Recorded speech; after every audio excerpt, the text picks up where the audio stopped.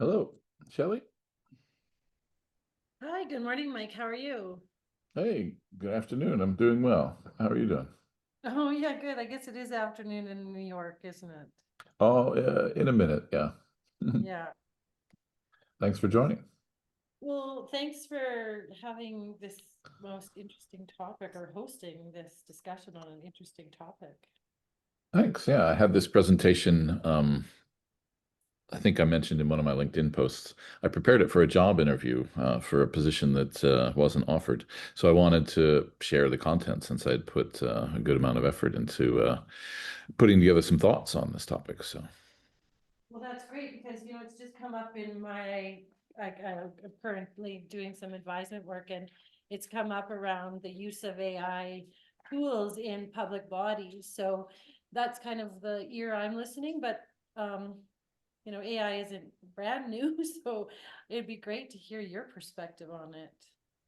Well, I'll definitely share mine, but I'm also looking for everyone that's dialed in to contribute during the presentation or at the questions section at the end. Excellent. Okay, well, I'm going to put myself on mute now that people are joining, and I look forward to your presentation, Mike. Excellent, thanks.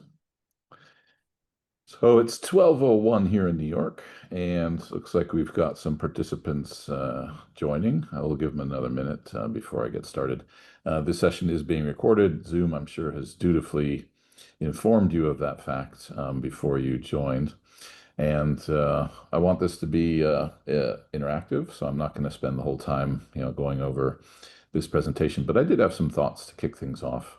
And one of the things I think I'll do is put my camera on. All right. So let's see. 12:02 is a perfect time to get started. So let's do this. So one of the things that I mentioned already, but as some of you have just joined, I'll repeat it. I put this presentation together as a part of a on-site interview process for a director of innovation and technology role, and I wanted to share it since it wasn't going to have any use after that interview. And I thought I would expand the scope a little bit and talk about the security, of course, not just privacy around using AI and LLMs, large language models. So welcome, folks. I see a good dozen folks joined, so the others may be coming in a few minutes. So I am Mike Wilkes, and you are here to hear some of my musings around harvesting moonlight, and I'll explain the title in a minute. So I just want to look at some of the Gen AI capabilities really for um, uh, transforming education. And you should be able to see my face, my talking head in the corner, and the slides. Is that correct? Yep. Yep. Yeah, all Okay. good. Very good. And so this idea is how do we secure the use of AI in higher education? But before we go into securing it, let's talk a little bit about some of its capabilities. So there's three different use cases that I identified in this deck, and looked at practical applications, of course, starting with the back office, right, with the helping the teachers do their job, and to help bring some of the efficiencies of the tools without some of the risks. So there's a very specific implementation that I recommended in this deck. And I want to navigate, because education is being disrupted by LLMs, not just in its ability to produce a 2,500 word essay in 5 seconds based on a prompt and to avoid doing the work of learning. And I do believe we have some educators on the call and instructional designers. Hey, Dave, nice to see you. Hey, Mike. And Dave had the benefit of seeing this deck and actually helping me improve it. So I love the fact that you're here to listen to me give it, and I look forward to your comments all along the way and at the end. So how do we develop the goal was to come up with a training program and to show how I would securely and safely introduce AI and LLMs into this was K through 8, but I've modified it slightly now to be for higher education. And I'd like to thank our sponsor, Aikido, who put this together for our mutual edification.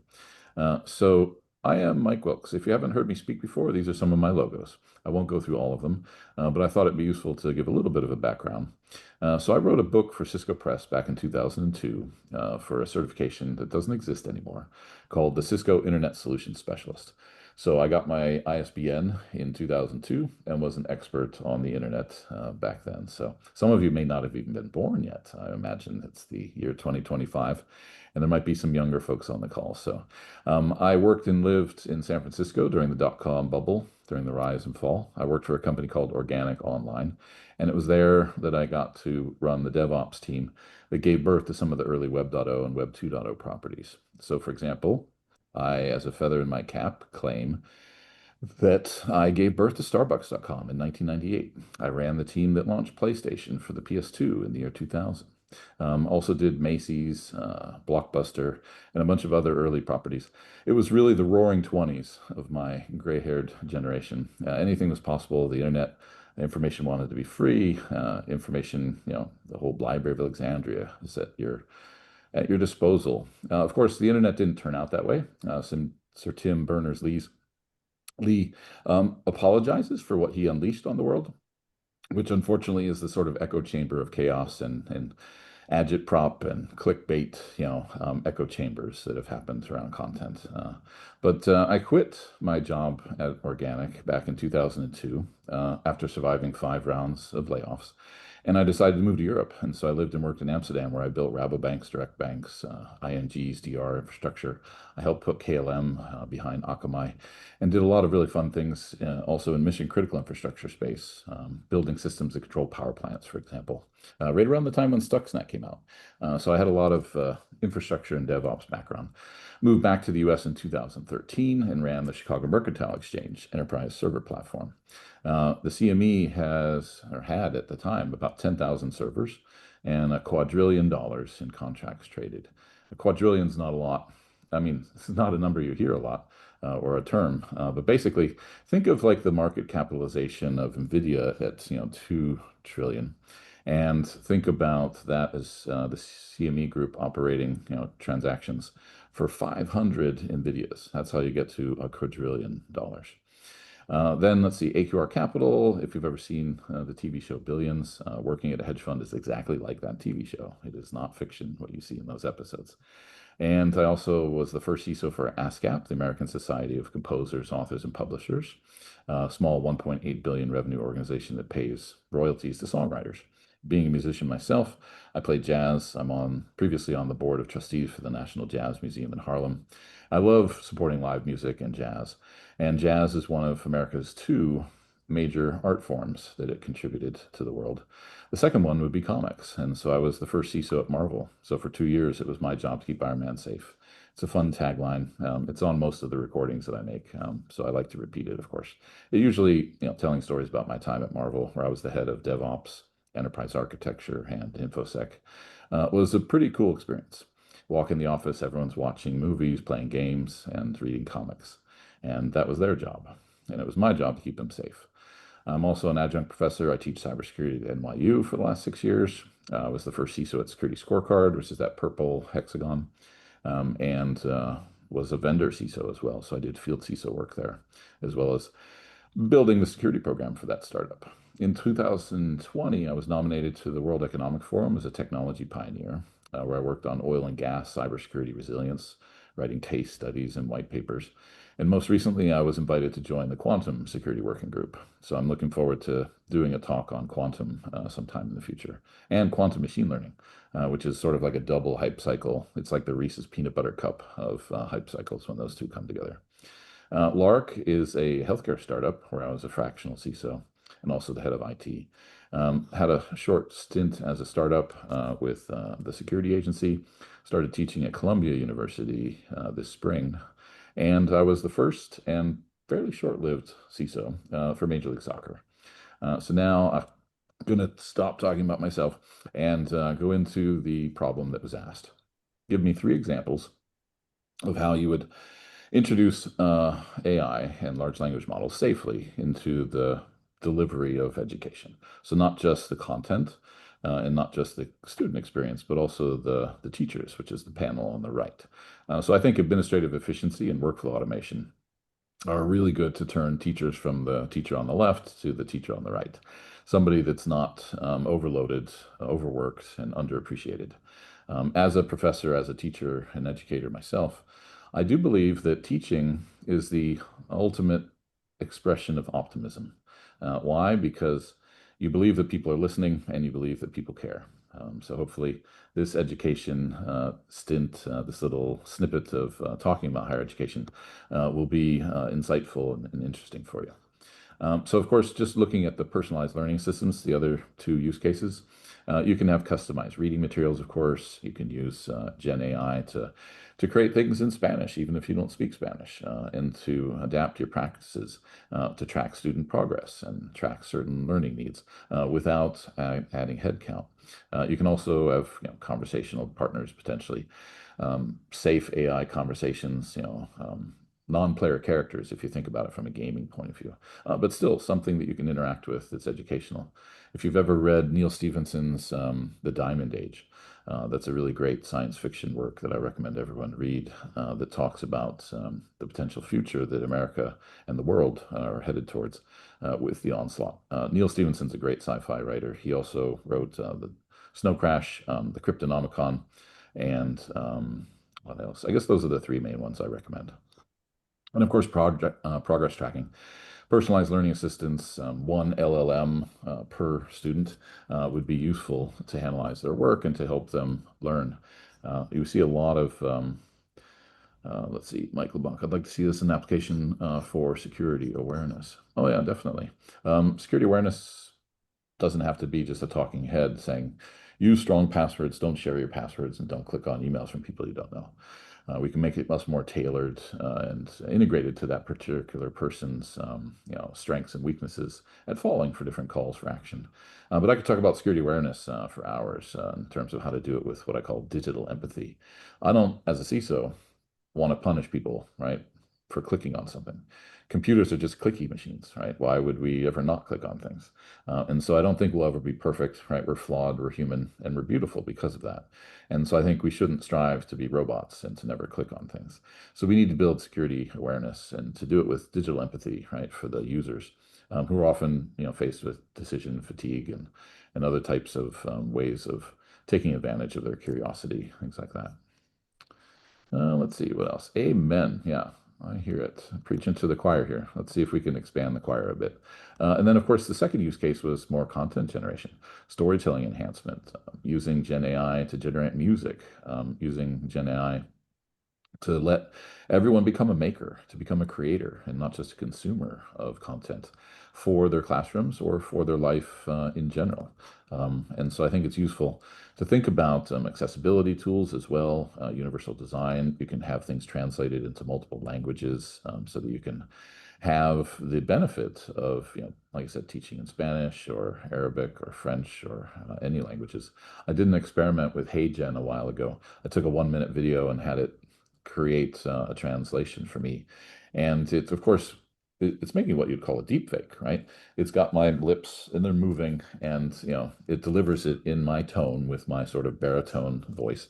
And it speaks Japanese or like I said, Arabic or Bahasa Indonesia, all sorts of interesting possibilities there. And but let's get to the one that I did actually build this deck around, which is administrative efficiency. So think about this as personal efficiency as well. So lesson planning. You don't have to just keep cooking up the same lesson plan from year to year, and you don't have to put a whole week into revising and refreshing and keeping relevant some of the talking points, some of the examples that are part of lesson plans that are part of curriculum. I use it myself to refresh some of the content for my NYU courses and to keep and save hours of planning time and keeping the content up to date. Communication support, drafting parent emails, of course, that's useful in K through 12. Being able to review that, have it trained on your own personal use of language, what's called your idiolect, because we have, dialects and things like that. Idiolect is my personal taxonomy of lexicon. And what else? Reducing communication administrative burden. I think that's one of the challenges that you have, even teaching a 14-week course at NYU. to provide some type of content back, meaningful feedback, on the writing examples, on the students' progress. There's different ways to incorporate these tools and translation services. But of course, above all, you have to deal with FERPA in higher education and in education in general. And so you can't just sort of take something, like the student's profile or their individualized learning program and just throw it into ChatGPT. That would be a violation of the student's privacy. And so you need to work, and this whole deck is built off of a local model running Llama or Olama on a commodity laptop, right, with like 8 to 16 gigs of memory and some sufficient disk space. And you can use a 3 billion parameter model to do that. And you can get really good isolated, as in it only lives and runs on your laptop access. Or you can do it as a VDI if you want to host it as a service for all of the staff and all of the professors and all of the teachers. You can, like I said, generate non-English speaking community quizzes. You can solve some of the communication gaps that might exist. Because let's face it, there's a lot of languages spoken in the world, and English is often the primary instruction language. But it's useful to be able to, deliver some content in native tongues. And then, of course, generating quizzes and rubrics. One of the fun things I remember reading about, somebody said that they were stress testing their quizzes, and they actually asked an LLM to simulate, 50 students taking the quiz.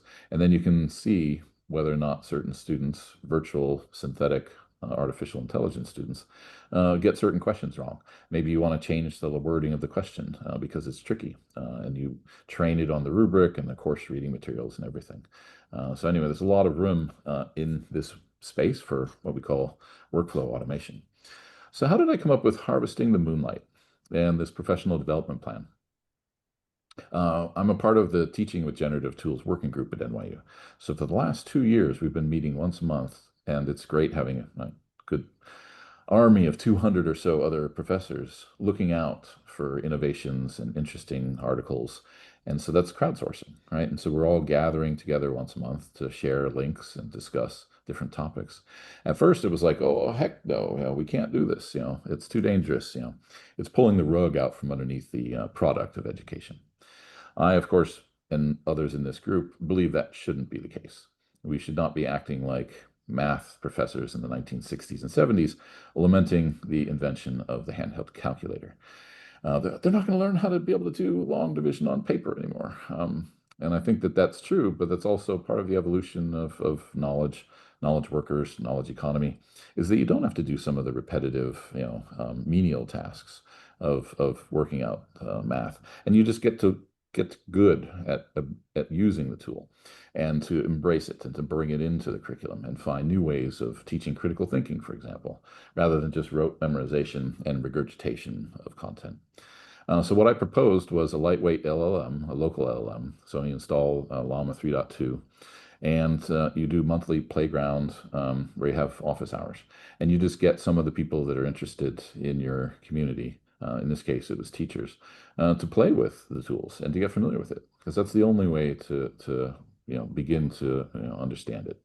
And then I wanted to take a training of trainers approach. All right, so I have one-on-one sessions with those early adopters, who then train their peers, right? And that way we get a faster adoption. And we learn something at best, of course, by teaching it to others. RAG is retrieval augmented generation. So you can incorporate different knowledge bases for the school, for the university, for your class, and for your company, of course, if you're in the education industry, but not actually being a private or public university or college. And then in this case, for K through 12 or K through 8, PTA inclusion.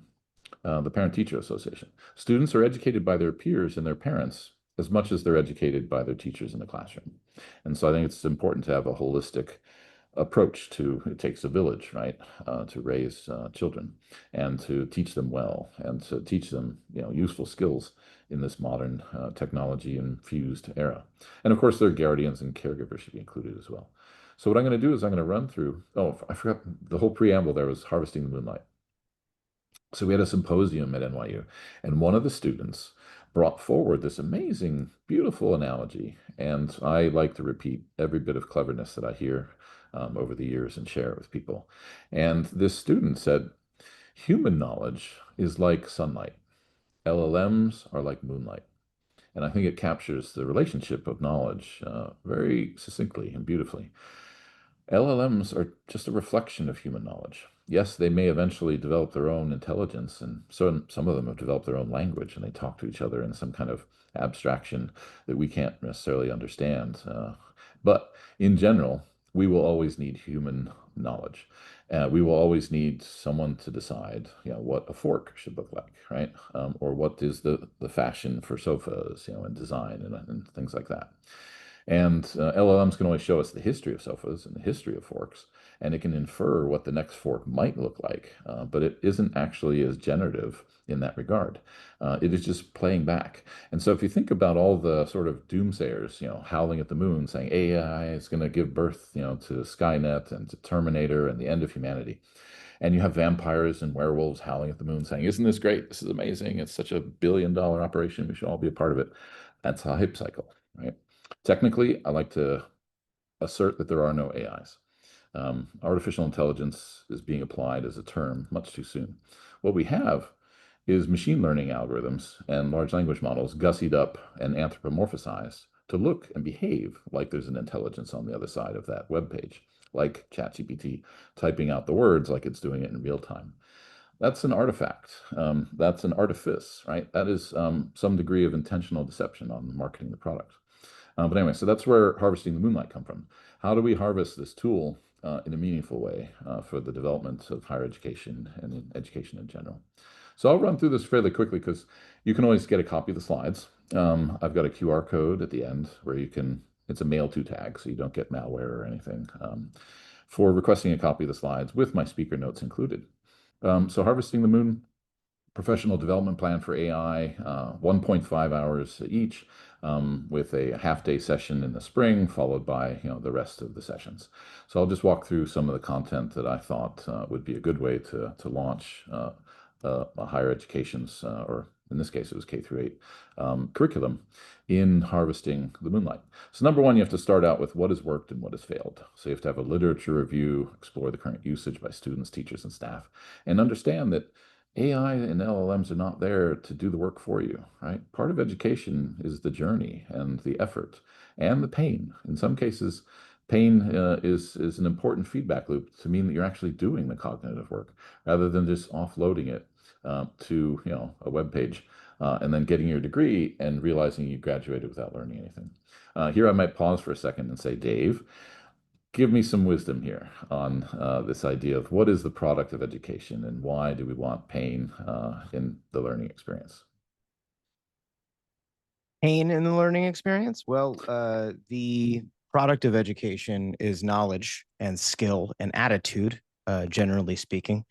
And we want pain in the learning experience because not to be a bit cliche, no pain, no gain. The brain has about 80 billion neurons in it, with each having over 10,000 connections each. It's an electrochemical mechanism, so that is a resource-intensive infrastructure.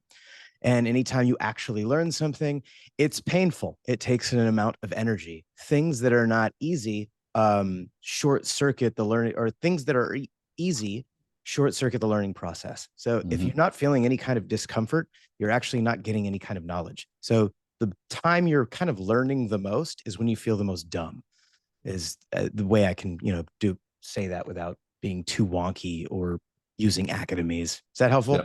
Yeah, that's great. And real quick, tell them a little bit about what you get to do because you're in instructional design, right? This is like your wheelhouse.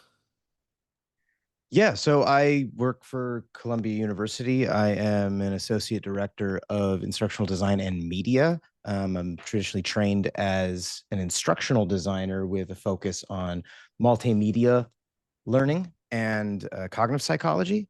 So basically, my job is to speak with professors, faculty, instructors who are experts in their field, but they don't have a whole lot of like teacher training or training in pedagogy.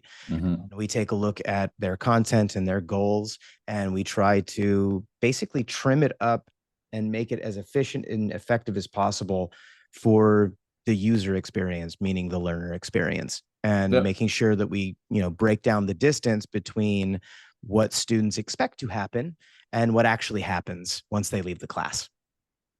Yeah, and it's I think one of the clevernesses that Clay Sharkey shared with me, and you've heard it, I'm sure, before as well, is don't be the sage on the stage, be the guide on the side, right? That's what real good, post-secondary education should be about. Excellent. So the lit review would be the first module, then the second module will be AI for lesson planning and differentiation, using notebooks to create podcasts. I don't know if anyone's done this before, but you can use Python notebooks and put in, curriculum content, and readings, and it'll turn it into two people talking. Like an interview in a podcast. And it's lovely to be able to move some of this content out of just prose, right?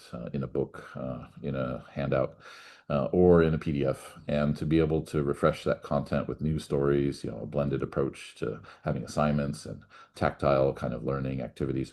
And so I think that's one of the first easy, because a lot of the content that you'll be working on and introducing, in these courses is, what public information, right? Certainly, if it's part of the public domain, right?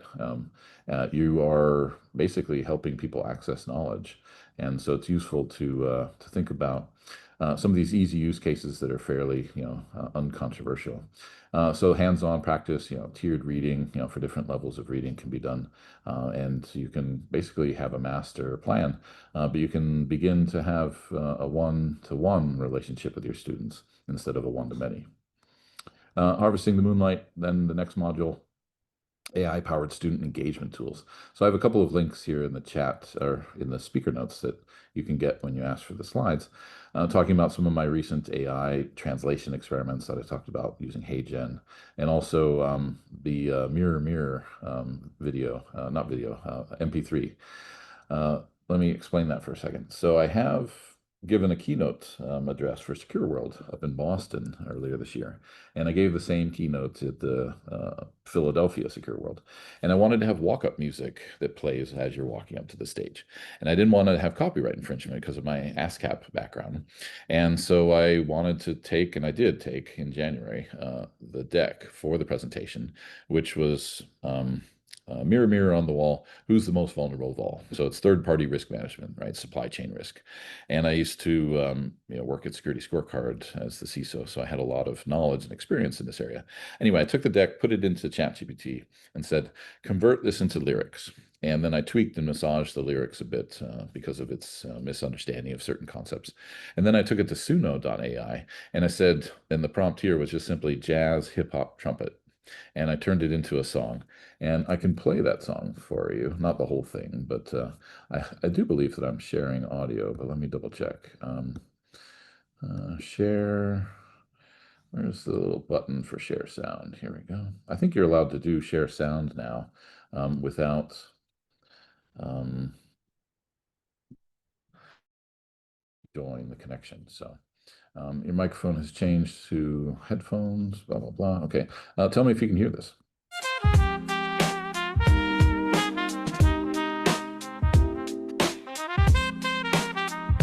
Yo, mirror, mirror on the wall, who's the weakest link of all?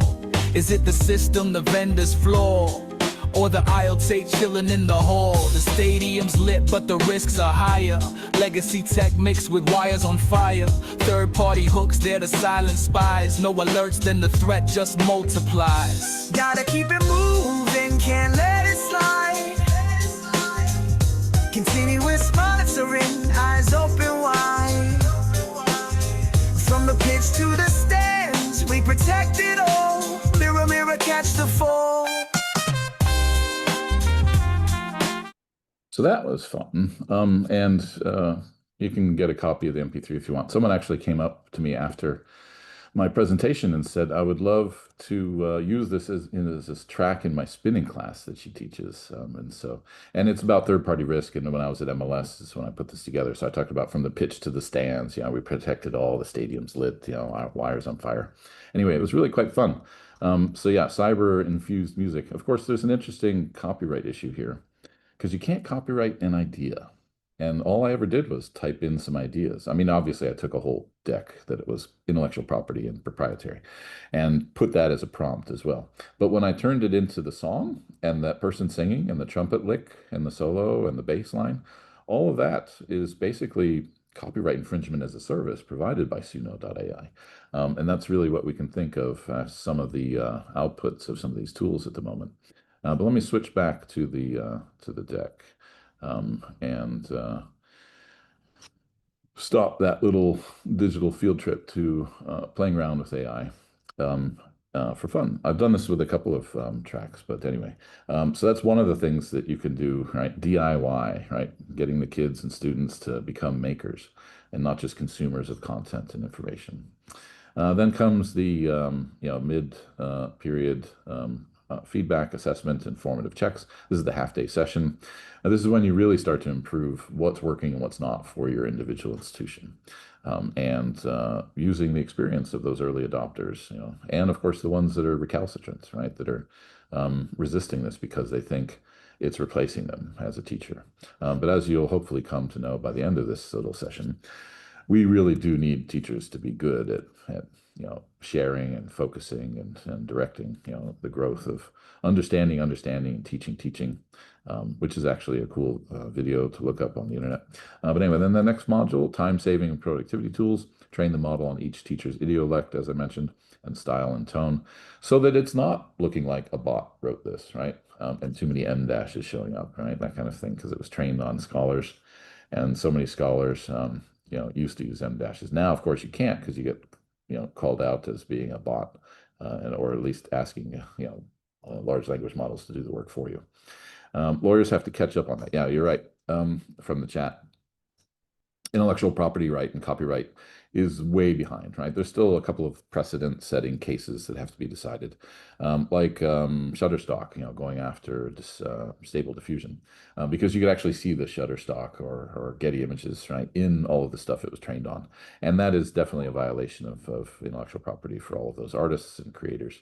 I have another deck that I did where I talked about the Elvis Act in Tennessee, which is preservation of, it's an acronym, preservation of name and likeness, right? So that people can't do mashups of Elvis without the estate of Elvis, earning something from it. And I do believe that creators, real creators and makers of knowledge and content and entertainment should be paid for what they do. Let's see, then the next module would be classroom management and student support, using some of the tools into educational experience like LMS, learning management systems, which are quite burdensome in terms of refreshing them from year to year and to be able to do tracking. So I think there's a lot of work to free up hours, where they don't have to administer an LMS. They could be busy teaching and interacting with the students.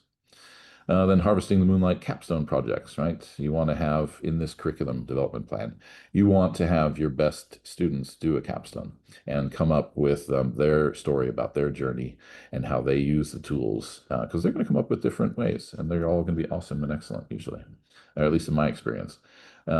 We've kind of reached a saturation point, at least at NYU, where all the teachers that are going to embrace the technology have. And now we have to deal with the ones that are like, I haven't changed my curriculum in 14 years, you're not going to make me. And I have a teacher union to help me back it up, right? Unfortunately, I think some of those teachers may have to age out of the system and be replaced by people that embrace the technology and understand there's still a lot of teaching and learning to be done, and these tools can help us do that. Joyful tinkering was one of these great phrases, and that's what I think it should be. We should embrace it, right? Track the growth of the teacher and how they use the tools, give them surveys after each of the modules to see what was good, what wasn't. Implementation, documentation, collecting evidence, through lessons, having students do reflection journals, be able to summarize those. AI is very good at providing a summary of content that's been reflected on in a journal or elsewhere. And then, of course, student outcome analysis. We don't want to teach to the test. We want to create capabilities, right? We want to create skills. We don't just want them to create the artifacts of education and then get a degree without learning how to read, without learning how to think. So I think joyful tinkering is a beautiful way of talking about this emphasis on experimentation, creative problem solving, and continuous refinement without, like I said, this extra burden of thinking that you have to spend 2-3 months of the year preparing for the next academic year and a load of students. And of course, documenting this journey, we capture some of the quantitative and qualitative elements that have been improved. In the chat, Dave, teachers won't be replaced by tech, but by teachers who know how to use the tech and those who don't. Yeah, that's definitely part of the mantra of.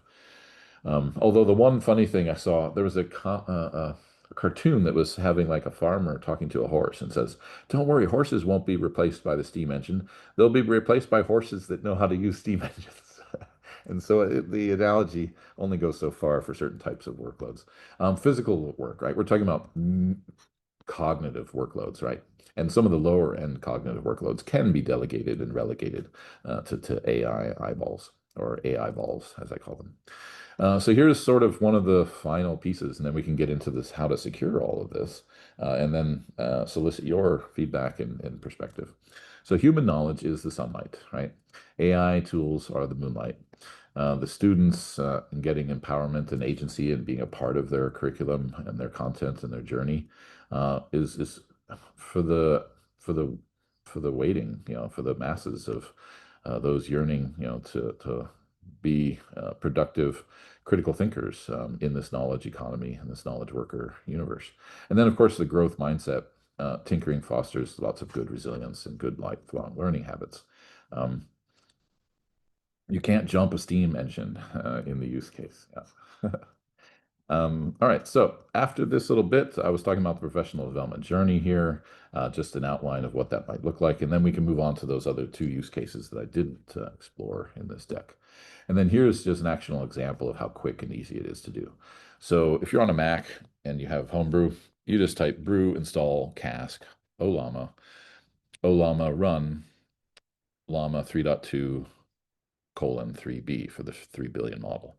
And suddenly you have a local model. And so here I am running it, with a terminal screen capture, and I'm asking it for, an analysis. In this case, I was being kind of meta because I was looking at one of the awards that the university had been given for integrating the idea.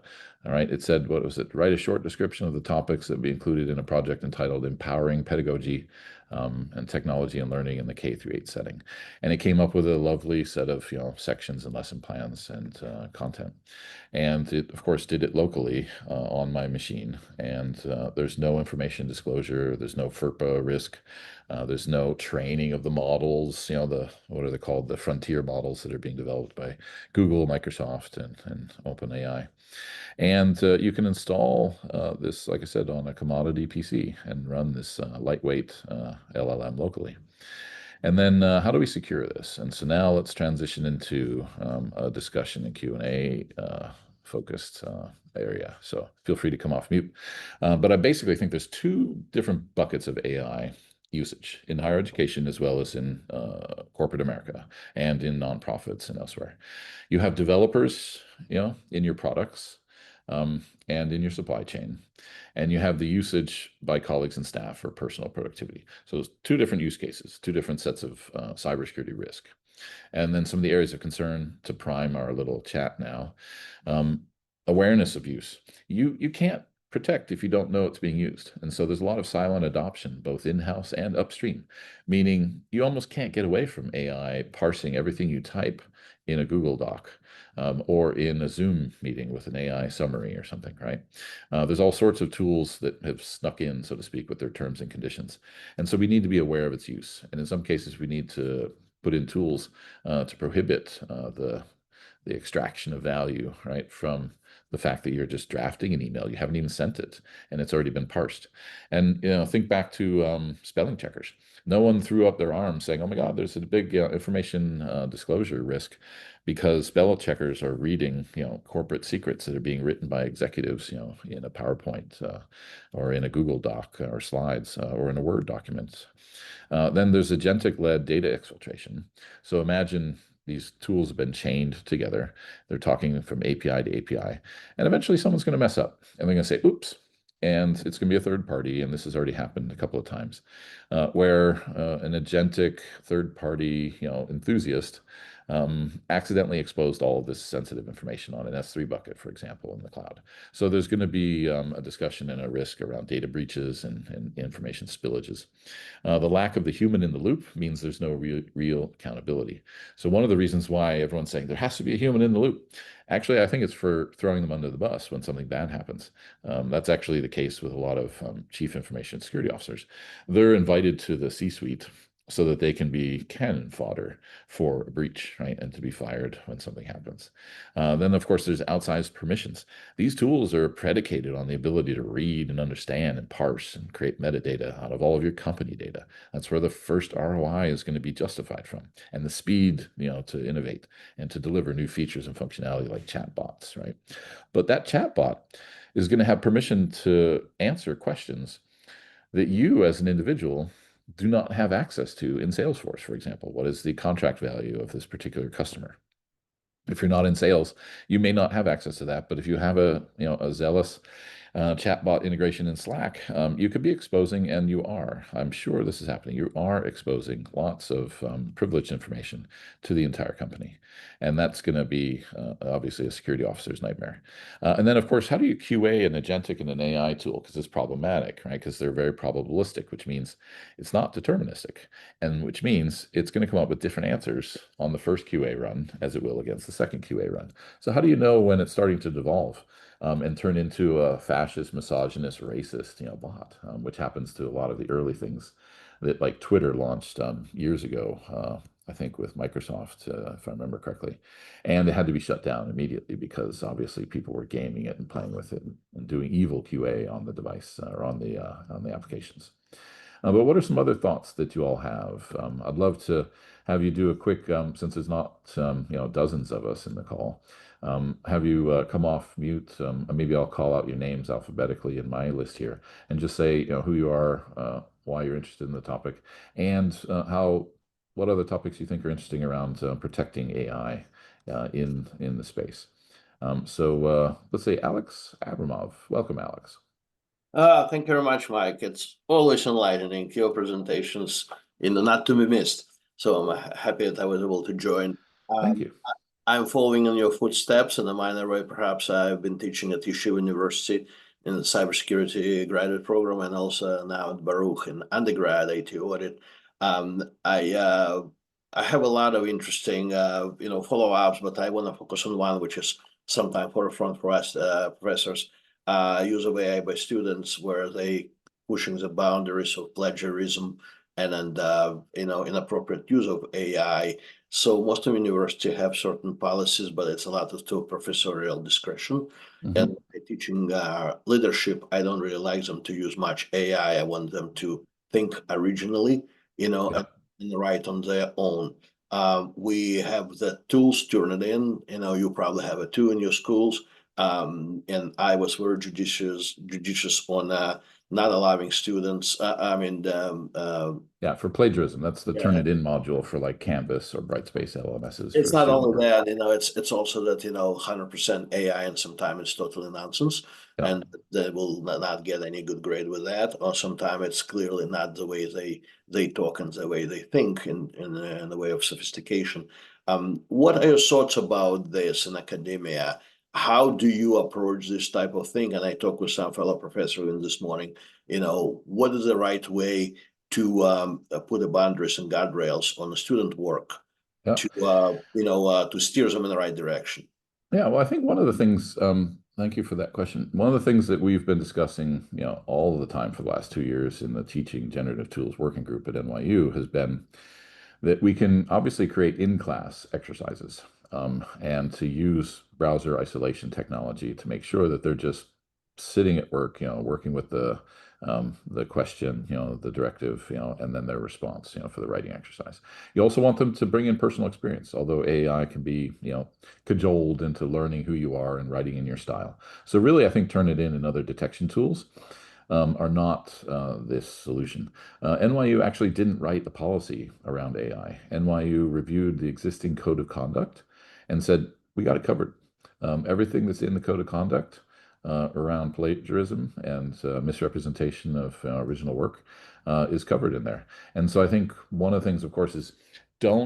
leave it up to the students to figure out. Put it in your syllabus, put in the expectations. Say these exercises, you're allowed to use the tools to do brainstorming, outlining, and refinement of your written work, and declare that, right?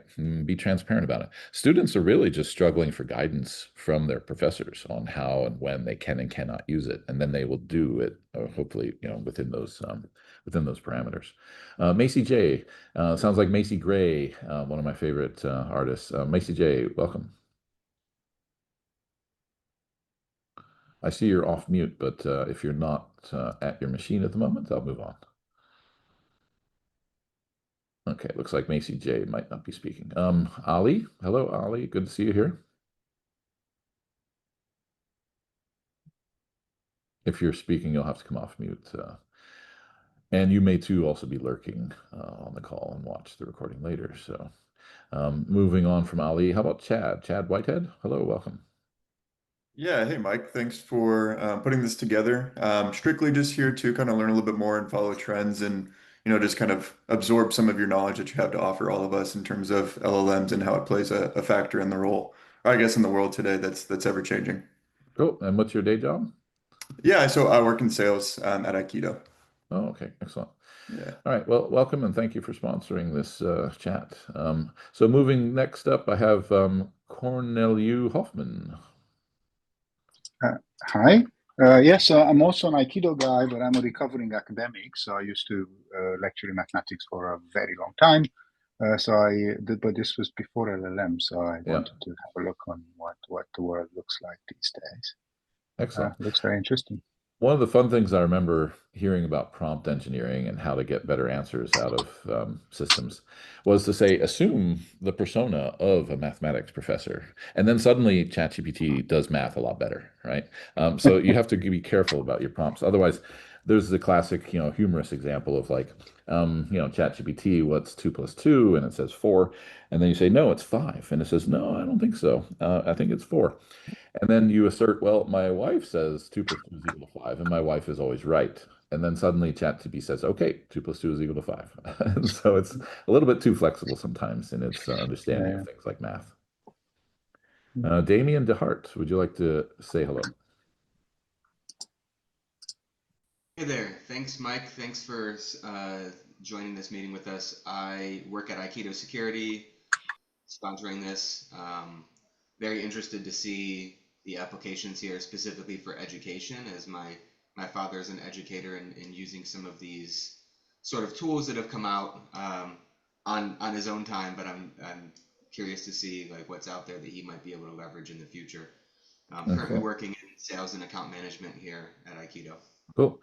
I do have a one pager, for folks that are curious that aren't from Aikido about what Aikido is and what it does. So we'll get to that in a minute. And I'll ask Madeline to present it if she's available in a minute. Dana Kilcrease. Thanks, Mike.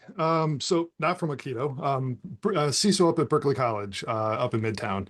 So we are dealing with basically all the same pain points that you're mentioning here. One of the things, I guess from a technology standpoint that we're really leaning into a little bit is we're kind of in a waiting game right now, where, a lot of these, one-off, whether they're ChatGPT wrappers or something else, are becoming really problematic, especially from a DLP standpoint.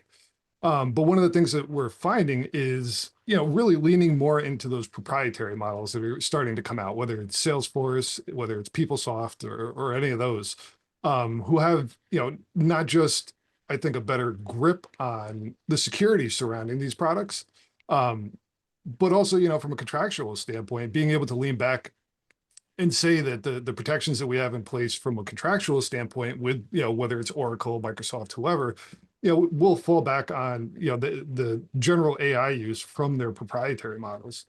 But from an academic standpoint too, one of the big things, that we did was really partner up with the academic side of the house.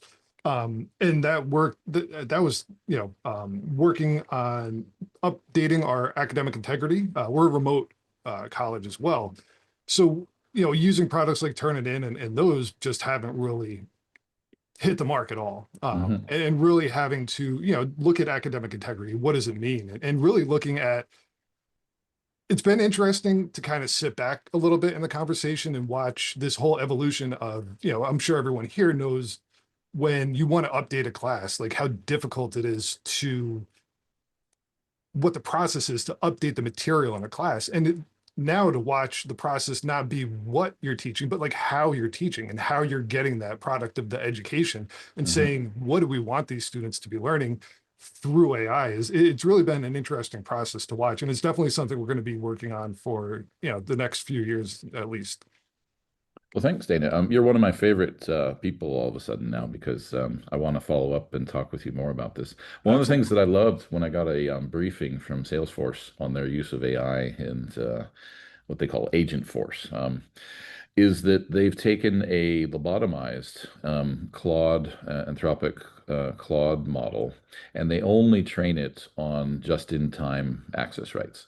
And they don't let it touch anything in a private channel or anything on a DM. So it's only public channels, and it only sources documents and data that you as a person have access to or may have been put into that channel. So it's not going out on a batch job at night and reading the entire file share, right, and data store and exposing, like I mentioned, that sort of highly privileged summarization engine to a bot. So I think they've been doing it very responsibly because they made an early misstep, which was, hey, we're going to train our model on all your stuff. And everyone's like, fine, I'm quitting you or I'm not going to use you anymore, right? And so they're like, okay, it's your data. And we're going to train it in these isolated areas, right, that are then they're going to be vaporized when they're done. So there's no persistence, there's no memory going on, but it is able to do just-in-time analysis. And they said you need about 300 milliseconds of latency, otherwise they'll give up and think that the bot is not useful or smart or helpful. So I think more organizations should follow the model that Salesforce has taken, which is, like I said, a personalized, isolated, and lobotomized. It's almost like Frosty the Snowman in that TV show, right? Happy birthday when he puts on the hat and he comes to life. It's like the eternal beauty of a spotless mind or something like that, the movie. But anyway, I'm going to skip Dave for a second because I could talk with Dave for the next 20 minutes, 30 minutes easily. So let me jump past Dave for a second because he did get to introduce himself and I'm sure he has more things to say and we'll get there if anyone else doesn't have anything to say. But Ivan, what is your reason for joining today and where are you coming from? Yo, coming from center of all happenings in Ghent here at the Aikido office, resisting beers to be here. But no, it was actually super interesting to join. I wanted to know you a bit better, and as well the topic is very resonating with me as well as I'm trying to learn and see the curve. And what interests me a lot is to understand where does the hype end and starts the real leverage, because now it feels that we're like in .com era, but AI era again. And surfing this wave is something that I find very interesting to me and appealing. I want to see how this develops further. Excellent. Well, thank you for skipping beers because it is later in the day in Ghent at the moment.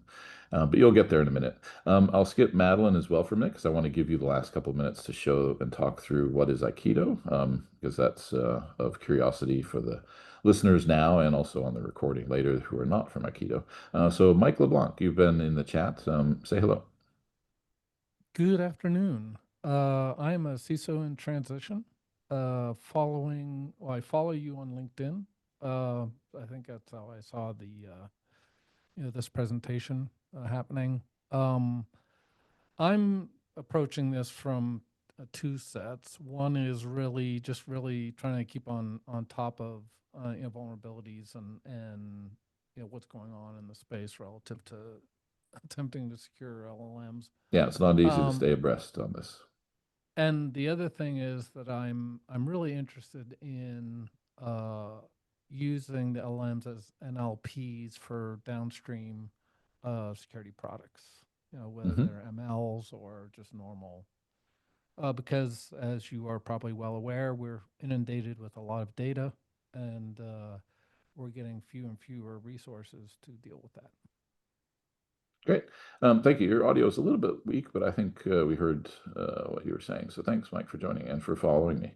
Shelley, and then Theo, and then after that, I'll give it over to Madeline, and I'll move on to the Aikido slide just to show what the platform is and what's capable of in an overview, a brief one, of course. Thanks, Mike. My name is Shelley Sapia. I'm a consultant in Calgary, Alberta, Canada. And I am interested in governance, risk, and compliance as I've worked in records and information management for a number of years. And I'm always interested in how software or hypes are addressing ethics, governance, and compliance. So thanks, Mike. Excellent. And yeah, GRC is a great use case because LLMs are useful at assembling all the right words, right? And good GRC documents need to be updated if they remain fresh and relevant. So this will be definitely an area of disruption, a good disruption by the technology. Teo, you're next. Yeah, thanks, Mike. Teo, as in Theo, just, I don't know, there might be another Teo on the Oh, okay, no, Theo, yeah. You're good. Thanks, Mike. Yeah, I'm also, I know there's a few of us, but I'm also on the sales team at Aikido, based out in East Coast, US.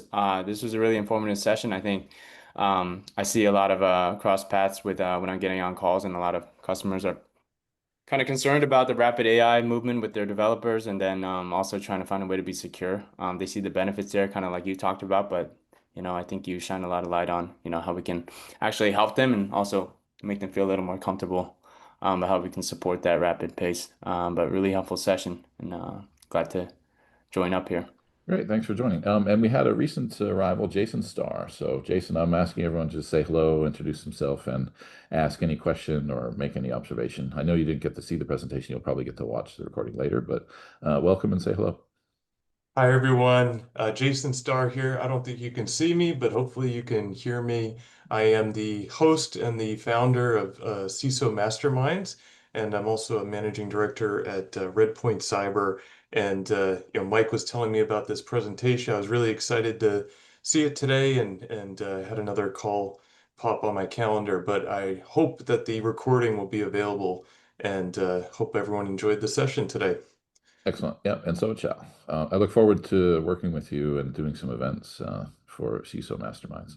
So last but not least, definitely not least, because Madeline's an amazing person that I met getting familiar with Aikido. And Madeline is here to basically provide the wrap up, So you've got, I guess, 2.5 minutes.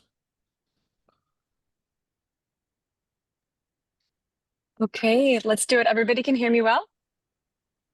Yep. Cool. Well, a pleasure to meet all of you, and Mike, thank you for such a great session.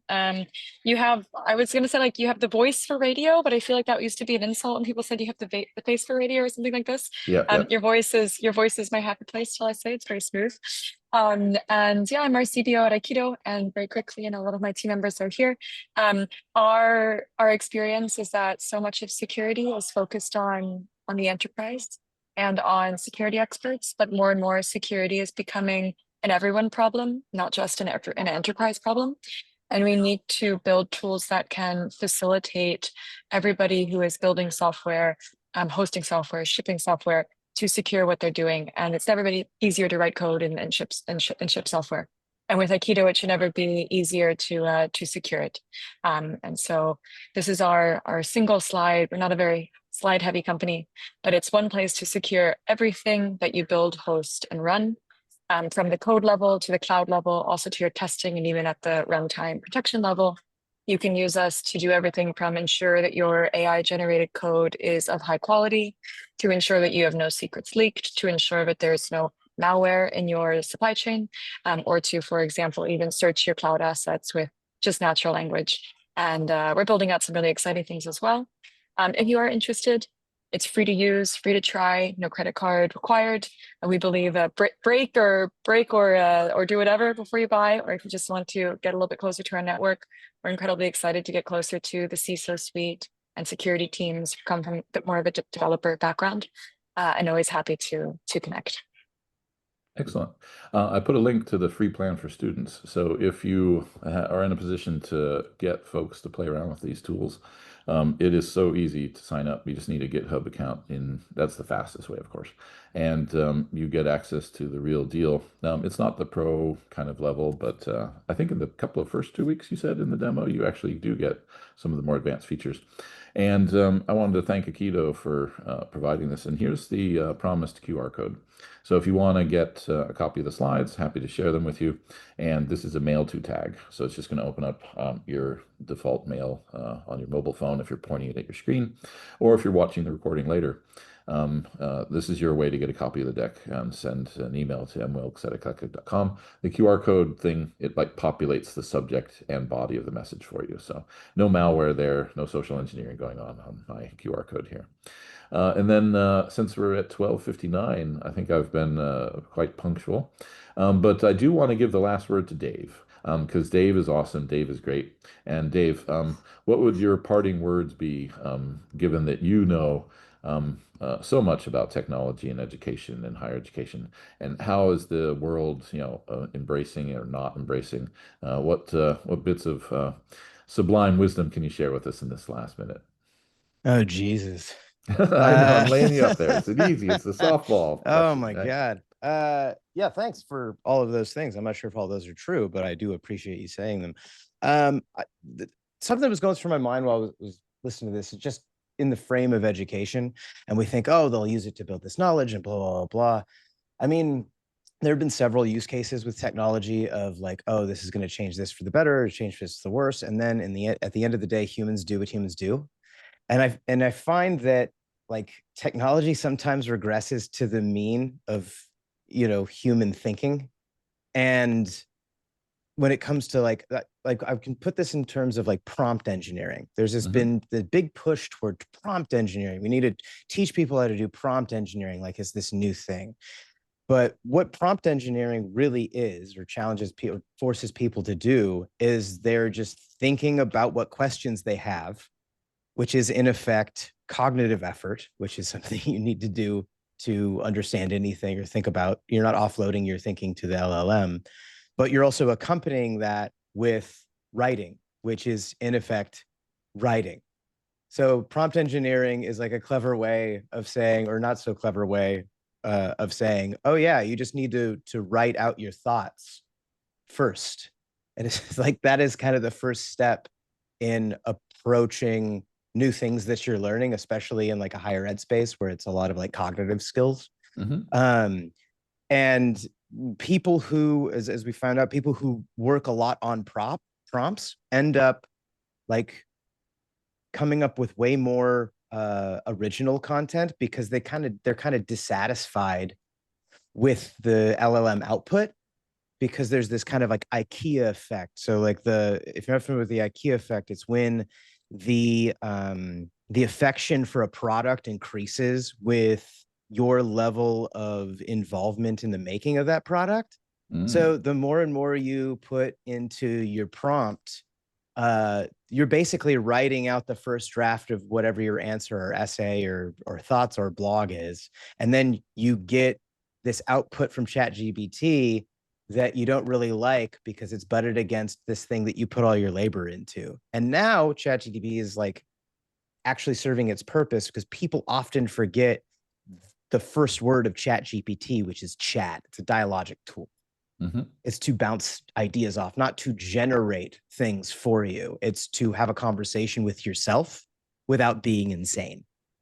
And I think that like, the more these kind of, I guess, more marketable than accurate labels or tags, like, prompt engineering, which is really just writing your questions out. Like, what do they say? Like you have to spend 90% of your time thinking about the problem before trying to solve it, or thinking about the right question to ask. That's all prompting engineering is. It's just thinking out loud on or in writing form. And I think that a lot of these AI tools, if they're going to be used like to great effect, are going to be kind of like its value is going to be at the mercy of how long people think about what they want to do before they use it.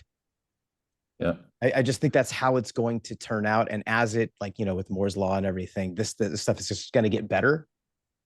But I still think that, like, technology increases at the rate of Moore's law. Humans improve at the speed of evolution.